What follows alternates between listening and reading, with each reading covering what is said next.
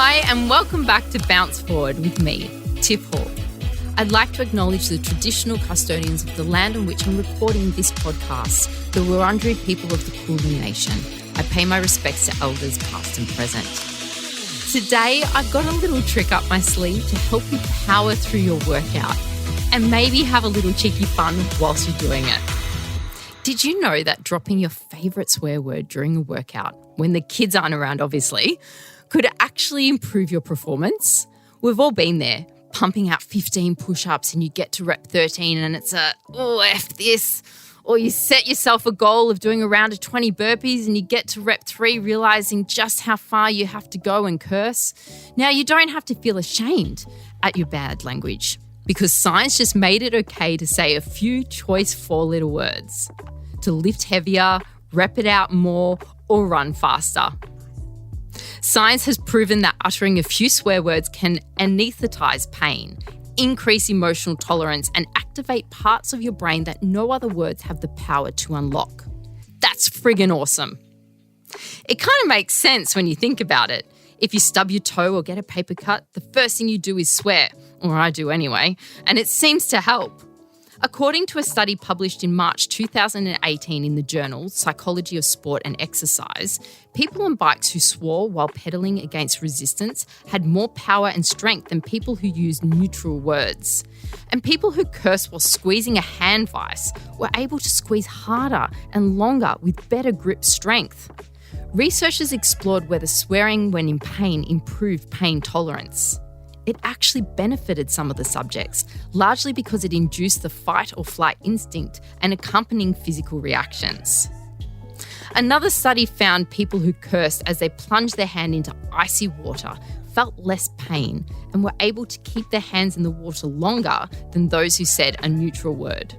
I've had plenty of ice baths in my time as a great recovery protocol, and I tell you what, the only way that I get through it is by swearing.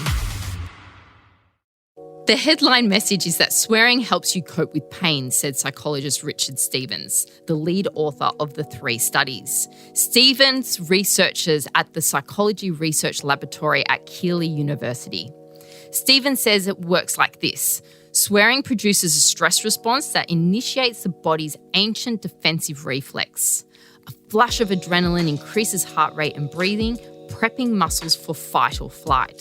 So it seems like by swearing, you're triggering an emotional response in yourself, which triggers a mild stress response, which carries with it a stress-induced reduction in pain. A reduction, amazing.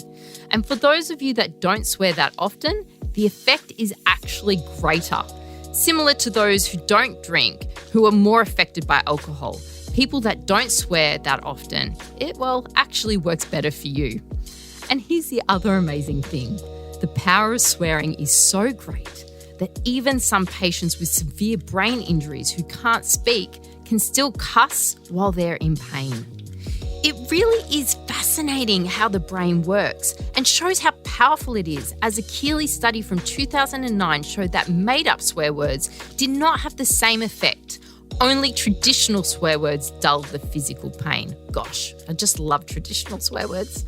Swearing isn't limited to physical pain. It can also help ease social discomfort.